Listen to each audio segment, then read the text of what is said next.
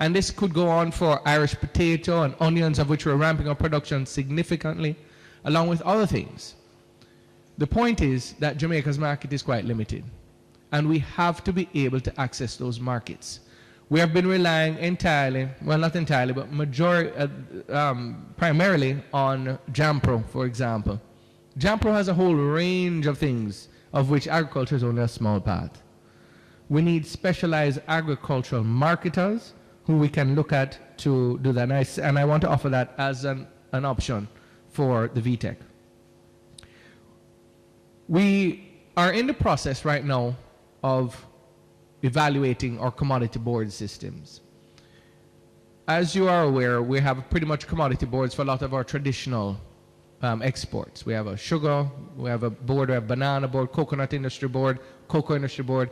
The question is, does it make sense to have all these boards? And we're looking at that. I don't know exactly what the answer is. But the point is, there was a reason that these boards came about. The reason these boards came about really had to do with managing a sector, a subsector, I should say.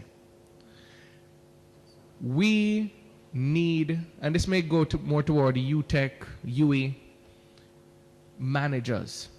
We need to start developing agricultural managers, proper managers who can take an industry, look at it holistically, and be able to grow that industry, that subsector. The tradition is that we've been taking them from the private sector.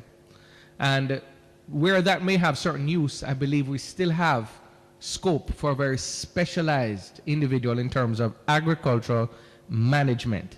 And I think that technical background will give them a little advance, if you will.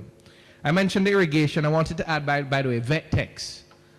You know, we're trying to bring back what we had before, which was a veterinary services across the island. Because the reality is that most of the veterinarians who come to Jamaica, who come back to Jamaica, practice in small animals, dogs, cats, that sort of things, exotics, etc. Whereas the large animal, or farmers, the cow, the goat, the sheep, tend to sort of get left behind. And in truth and in fact, there's a reason. It's difficult for a veterinarian to make a lot of money catering to just goats and sheep and cows. But there is a role for a veterinary technician. And just by implicitly that name, you know that I'm going to have to strongly recommend that for the vocational training institutes. Let me make sure I'm just covering all the areas. Oh yes. Going back into, we mentioned entrepreneurism. It was mentioned that we're losing our the bauxite sector, so we have a lot of displaced workers, etc., which means these folks are coming into the realm of entrepreneurism almost by force. We have to look at specialized programs for these particular individuals, but not only them, people who are coming out of school. You mentioned one, certainly, and I agree with it, and I support it, the agritourism, ecotourism. There's a lot of scope in there where you marry your agricultural enterprise to tourism and inviting people to come to your particular area and be able to partake not only in tastes and experience, but you know, the ability, it gives you a tremendous ability to value add. You mentioned jams. That's just one thing. You're taking your traditional fruits and you're processing it into something else.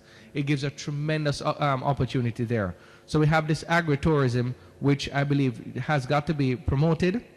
And again, I would like to stress that marketing becomes important, because a lot of these folks that go into agritourism, they may be skilled at the tourism part of it, or they may be skilled at the agricultural part of it, but marketing their product and getting it across, not only here, becomes a challenge. So these are some of the things I was hoping that I could mention this morning. I think I've covered pretty much everything here. No, I apologize. One more thing. This again may go to the university status more than the technical training, but I want to mention it. A lot of what happens in agriculture is as a result of trade policy, as a result of international negotiations. You know, I'll give a prime example. The part of the reason that we lost our dairy industry is because we liberalized the market and said, let's bring in a free-for-all concept. We need negotiators, people who are trained in strategic negotiation, but with an agricultural flair, that are able to represent Jamaica on the international scene in negotiating for best terms for our subsectors, because in reality, you know, we're a small country, and it is impossible for us on a one-to-one, apples-to-apples basis to compete with a United States or a Brazil. It's impossible. Which means to say that these negotiators have to put a spin to these round table talks that protects Jamaica's interests. And I would recommend that that should be something to be looked at going forward. Thank you very much.